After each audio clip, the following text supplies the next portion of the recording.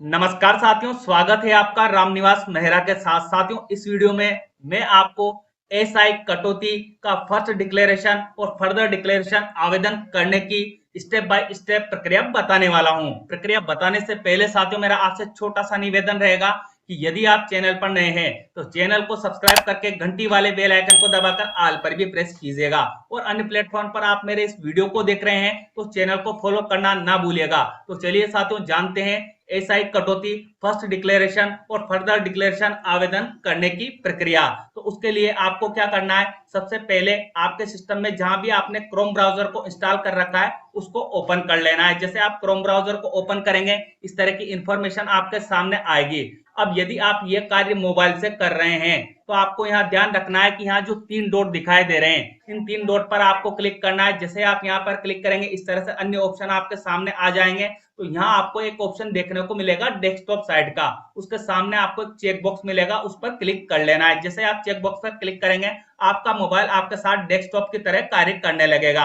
अब आपको यहाँ सर्च बार में आ जाना है। सर्च बार पर क्लिक करने के बाद आपको यहाँ लिखना है एसएसओ लॉगिन, ये लिख के आपको सर्च कर लेना है। जैसे आप ये लिख के सर्च करेंगे आपके सामने राजस्थान सिंगल साइन ऑन की पहले ही नंबर पर जो साइट आती है उस पर आपको क्लिक कर लेना है। जैसे आप यहाँ पर क्लिक करेंगे अब इस तरह की इंफॉर्मेशन आपके सामने ओपन होकर आएगी। तो सबसे पहले आपको यहाँ लॉगिन करने के लिए कहा जा रहा है। तो जो भी आपकी एसएसओ लॉगिन आईडी है उस लॉगिन आईडी को आप यहाँ पर एंटर कर लीजिएगा। देन आपके एसएसओ लॉगिन के जो भी पासवर्ड है वो आप यहाँ पर एंटर कर लीजिएगा। फिर आपको जो यहाँ कैप्चा कैलकुलेशन दिखाई दे रहा है इसको सेम टू सेम यहाँ पर एंटर कर लेना है। देन आपको यहाँ ऑप्शन मिल जाएगा लॉगिन का, तो आप लॉगिन पर क्लिक कर लीजिएगा। अब आप एसएसओ में लॉगिन हो जाएंगे। जब आप एसएसओ में लॉगिन होंगे तो आपको यहाँ एक ऐप देखने को मिलेगा, state insurance and provident fund new name से ऐप। तो आपको इस पर क्लिक करना है, और यदि ये ऐप आपको यहाँ पर नहीं मिलता है तो ऐसी कंडीशन में आपको क्या करना है, यहाँ आपको ऑप्शन दिया हुआ है अदर एक्टिव ऐप का, तो यहाँ पर आपको क्लिक कर लेना है। उसके उपरांत आपको यहाँ पर सर्च बार में लिखना है स्टेट, लिख देना है सिंपल। आप जैसे यहाँ स्टेट लिखेंगे ऑटोमेटिकली आपके सामने ऐप आ जाएगा state insurance and provident fund new name से, तो आपको इस पर क्लिक कर लेना है। जैसे आप इस पर क्लिक करेंगे अब आपके सामने इस तरह से मैसेज डिस्प्ले होगा, ओटीपी सेंड सक्सेसफुली। तो जो आपको यहाँ ओके का ऑप्शन मिल रहा है इस पर आपको क्लिक कर लेना है, और जो भी ओटीपी आपके रजिस्टर्ड नंबर पर आए हैं उन ओटीपी को आपको यहाँ पर एंटर कर लेना है। जैसे मेरे पास ओटीपी आ चुके हैं, मैं आपको यहाँ ओटीपी एंटर करके भी बता देता हूं। तो मेरे पास जो ओटीपी आए हैं उन्हें मैं एंटर कर रहा हूं, ये ओटीपी मैंने यहाँ पर एंटर कर लिए हैं। इस तरह आपको भी ओटीपी एंटर कर लेने हैं। उसके बाद आपको यहाँ ऑप्शन मिलेगा सबमिट ओटीपी का, तो आप यहाँ सबमिट ओटीपी पर क्लिक कर लीजिएगा। जैसे आप यहाँ पर क्लिक करेंगे अब आपके सामने इस तरह से इंफॉर्मेशन ओपन होकर आएगी, जहां आपको आपकी बेसिक डिटेल यहाँ पर बताई जाएगी। तो आपको जो ये बेसिक डिटेल यहाँ पर बताई जा रही है इसको बारीकी से चेक करना है। यदि आपको इसमें किसी प्रकार की गलती लगती है तो आपके डीडीओ महोदय से संपर्क करना है और पहले उस गलती का सुधार करवा लेना है। उसके बाद ही आपको एसआई का फर्स्ट डिक्लेरेशन या फर्दर डिक्लेरेशन का आवेदन करना है।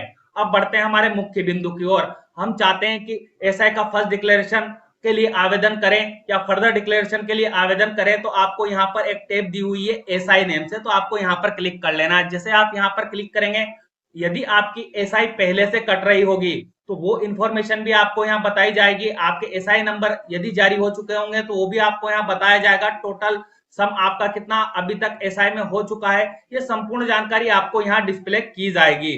परंतु यदि आपकी एसआई पहले से नहीं कट रही होगी या एसआई नंबर आपके पहले से जारी नहीं हुए होंगे तो ऐसी कंडीशन में आपको यहाँ ब्लैंक देखने को मिलेगा। तो आपको क्या करना है, अब आप एसआई का फर्स्ट डिक्लेरेशन या फर्दर डिक्लेरेशन के लिए आवेदन करना चाहते हैं तो आपको यहाँ एक ऑप्शन देखने को मिलेगा click for SI transaction name से, तो आपको यहाँ पर क्लिक कर लेना है। जैसे आप यहाँ पर क्लिक करेंगे कुछ टाइम प्रोसेस होगी और आपके सामने इस तरह से इंफॉर्मेशन ओपन होकर आएगी। तो आपको यहाँ पर देखना है, यहाँ आपको एक टैब मिलेगी डिक्लेरेशन नेम से, तो आपको यहाँ पर क्लिक कर लेना है। जैसे आप यहाँ पर क्लिक करेंगे फिर से कुछ टाइम प्रोसेस होगी, तो आपको वेट करना है।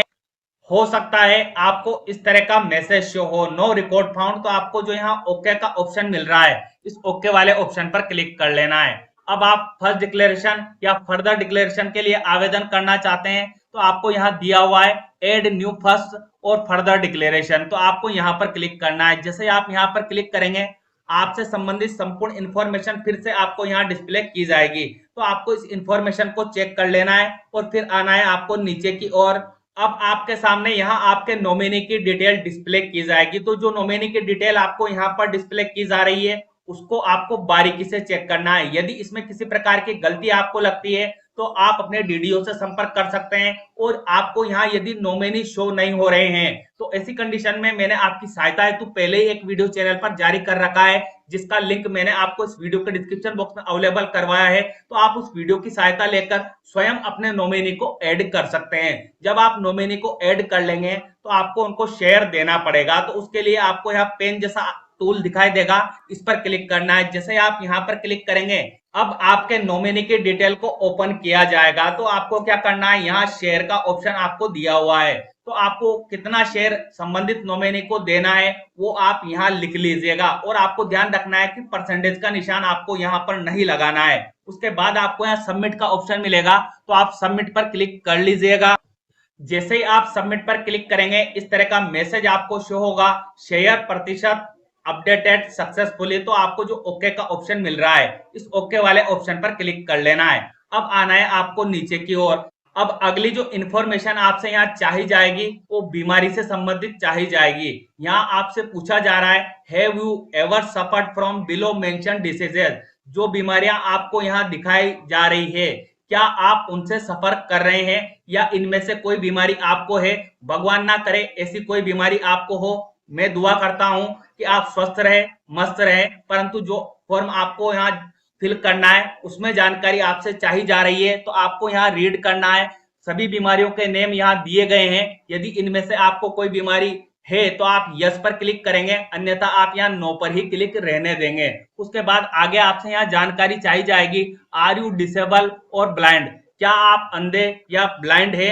तो ऐसी कंडीशन में आपको यहाँ यस पर क्लिक करना है, अन्यथा आपको यहाँ नो पर ही क्लिक रहने देना है। अब अगली जो इंफॉर्मेशन आपको प्रोवाइड करवानी है leave availed on ground of illness. बीमारी के कारण यदि आपने कोई लंबा अवकाश लिया है तो ऐसी कंडीशन में आपको डिटेल यहाँ फिल करनी होगी। और यदि आपने बीमारी के कारण कोई लंबा अवकाश नहीं लिया है तो यहाँ आपको ब्लैंक ही रखना है। परंतु यदि आपने लिया है तो ऐसी कंडीशन में आप यहाँ पर क्लिक करेंगे। जैसे आप यहाँ पर क्लिक करेंगे आपके सामने इस तरह से कैलेंडर बॉक्स ओपन होकर आ जाएगा। तो आपने कब से कब तक अवकाश लिया है वो इंफॉर्मेशन आपको यहाँ देनी है। तो आपने यहाँ क्लिक किया, आपके सामने कैलेंडर बॉक्स ओपन होकर आ गया। अब आपको यहाँ सबसे पहले ईयर सेलेक्ट कर लेना है, उसके बाद फिर आपको मंथ सेलेक्ट कर लेना है, उसके बाद फिर आपको यहाँ से डेट सेलेक्ट कर लेनी है। तो इस तरह से आपको यहाँ फ्रॉम डेट दिखाई देने लगेगी। अब कब तक आपने अवकाश लिया है तो वही प्रक्रिया आपको यहाँ अपनानी है। यहाँ आपको क्लिक करना है, इस तरह से कैलेंडर बॉक्स आपके सामने आ जाएगा। अब आपको सबसे पहले यहाँ ईयर का चयन कर लेना है, उसके बाद आपको यहाँ जो है मंथ का चयन कर लेना है और फिर आपको यहाँ डेट का चयन कर लेना है। तो इस तरह से डेट आपको यहाँ दिखाई देने लगेगी। परंतु यदि आपने कोई मेडिकल अवकाश या असाधारण अवकाश बीमारी के कारण नहीं लिया है तो ऐसी कंडीशन में आपको क्या करना है, इसे ब्लैंक छोड़ देना है और आपको आ जाना है यहाँ नीचे की ओर। यदि आप पहली बार एसआई कटौती के लिए आवेदन कर रहे होंगे तो आपको यहाँ फर्स्ट डिक्लेरेशन डिटेल बताया जाएगा। और यदि आप अपनी एसआई कटौती बढ़ाने के लिए आवेदन कर रहे हैं तो आपको इस तरह से यहाँ लिखा मिलेगा फर्दर डिक्लेरेशन डिटेल। तो आपको सबसे इंपॉर्टेंट चीज जो चेक करनी है वो आपका बेसिक पे चेक करना है, क्योंकि बेसिक पे के अनुसार ही आपकी एसआई की एक लेवल या दो लेवल या तीसरे लेवल की कटौती हो पाएगी। तो आपको यहाँ सबसे पहले बेसिक बड़ी बारीकी से चेक कर लेना है कि इसमें कोई गलती तो नहीं है। और यदि कोई गलती है तो सबसे पहले आप अपने डीडीओ महोदय से अपना बेसिक अपडेट करवा लीजिएगा। उसके बाद आगे आपको बताया जाएगा कि आपकी करंट प्रीमियम कितनी कट रही है, वो आपको यहाँ शो कर दिया जाएगा। और यदि आपकी करंट प्रीमियम नहीं कट रही होगी, आप पहली बार ये आवेदन कर रहे हैं, तो आपको यहाँ 0 दिखाई देगा। अब आपको यहाँ प्रीमियम सेलेक्ट करने के लिए कहा जाएगा कि आप कितनी कटौती करवाना चाहते हैं। तो ऑटोमेटिकली जो बेसिक आपका यहाँ पर रहेगा उसी के अनुसार यहाँ 3 स्लैब को ओपन किया जाएगा। मिनिमम आप 2200, उसके बाद जो आपका बेसिक है उसके अनुसार आपको यहाँ बताया जाएगा। इस बात का आपको ध्यान रखना है, जैसे मेरा बेसिक 46,500 है तो मैं मिनिमम 2200 की कटवा सकता हूँ। उसके बाद एक लेवल ऊपर जाना चाहता हूं तो 3000 की मैं कटवा सकता हूं, और 2 लेवल ऊपर जाना चाहता हूं तो मैं 5000 की कटौती यहाँ करवा सकता हूं। जो भी आपने यहाँ ऑप्शन सेलेक्ट किया होगा, उसके बाद आपकी प्रीमियम कितनी बड़ी है वो आपको यहाँ शो होगा। ईयर ऑफ रिस्क आपको यहाँ शो कर दिया जाएगा। उसके बाद नेक्स्ट बर्थडे पर आपकी एज कितने होने वाली है वो आपको यहाँ बताया जाएगा।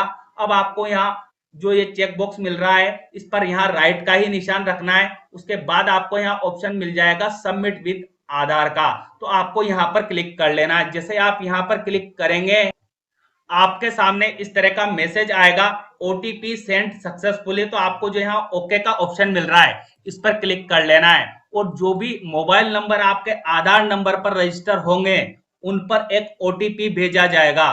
उस ओटीपी को आपको यहाँ पर एंटर कर देना है। जैसे मैं एंटर कर रहा हूं उस तरह से आपको ओटीपी को क्या कर लेना है, एंटर कर लेना है। और यदि किसी कारणवश आपके पास ओटीपी नहीं आते हैं तो आपको यहाँ रिसेंट ओटीपी का ऑप्शन भी देखने को मिलेगा। तो आप यहाँ क्लिक करके दोबारा ओटीपी मंगवा सकते हैं और उन ओटीपी को आप यहाँ पर एंटर कर लीजिएगा।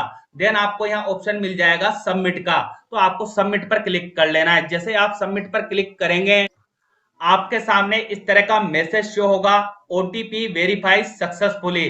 तो जो आपको यहाँ ओके का ऑप्शन मिल रहा है इस ओके वाले ऑप्शन पर क्लिक कर लेना है। जैसे आप ओके पर क्लिक करेंगे कुछ टाइम प्रोसेस होगी और आपके सामने इस तरह का मैसेज शो होगा जिसमें आपको बताया जाएगा योर एप्लीकेशन सबमिटेड सक्सेसफुली, और एप्लीकेशन नंबर भी साथियों आपको यहाँ बता दिए जाएंगे। तो आपको जो यहाँ ओके का ऑप्शन मिल रहा है इस पर क्लिक कर लेना है। जैसे आप ओके पर क्लिक करेंगे आपके सामने इस तरह का मैसेज शो होगा, आपने जो एप्लीकेशन ऑनलाइन की है उसे डाउनलोड करने के लिए आपको यहाँ ऑप्शन अवेलेबल करवा दिया जाएगा। तो आप यहाँ क्लिक करके अपनी एप्लीकेशन डाउनलोड कर लीजिएगा। इस तरह से आपका आवेदन आपके सामने ओपन होकर आ जाएगा। तो आपको इस आवेदन को चेक कर लेना है, उसके बाद प्रिंट आउट लेनी है और अपने डीडीओ महोदय को प्रेषित कर देना है। परंतु हो सकता है कि किसी कारणवश यदि आपका आवेदन डाउनलोड नहीं हो पाया है तो आपको क्या प्रोसेस अपनानी है, वापस बैक आ जाना है। फिर से आपको यहाँ पर एसआई का ऑप्शन मिलेगा, यहाँ एसआई पर आपको क्लिक कर लेना है। फिर आपको यहाँ ऑप्शन मिल जाएगा click for SI transaction name से, तो आपको यहाँ पर क्लिक करना है। जैसे आप यहाँ पर क्लिक करेंगे कुछ टाइम प्रोसेस होगी, आपको वेट करना है। फिर आपको यहाँ टैब मिल जाएगा डिक्लेरेशन का, तो आपको यहाँ पर क्लिक कर लेना है। जैसे आप यहाँ पर क्लिक करेंगे जो आवेदन आपने किया है उसकी संपूर्ण डिटेल आपको यहाँ डिस्प्ले की जाएगी। अब यहाँ आपको एक्शन लिखा मिलेगा, उसी के नीचे आपको यहाँ डाउनलोड का ऑप्शन मिलेगा। तो आप यहाँ क्लिक करके इस आवेदन को दोबारा डाउनलोड कर सकते हैं। और जैसे आप आवेदन को डाउनलोड करेंगे इस तरह से आवेदन आपके सामने डाउनलोड होकर आ जाएगा। तो इस तरह साथियों आपको एसआई फर्दर डिक्लेरेशन या फर्स्ट डिक्लेरेशन आवेदन करना है। उम्मीद करता हूं प्रक्रिया आपके लिए हेल्पफुल रहेगी, और प्रक्रिया यदि आपको हेल्पफुल लगी हो तो वीडियो को लाइक अवश्य कीजिएगा और इस वीडियो को हमारे सभी साथियों तक पहुंचाइएगा ताकि आपकी तरह उनका कार्य भी आसान हो जाए। और आपको किसी भी प्रकार की तकनीकी समस्या आती है तो मुझे कमेंट बॉक्स में कमेंट कीजिएगा, मैं निश्चित ही आपकी समस्याओं का समाधान करने का प्रयास करूंगा। मिलते हैं साथियों इसी तरह के इंपॉर्टेंट टॉपिक के साथ, तब तक के लिए जय हिंद जय भारत।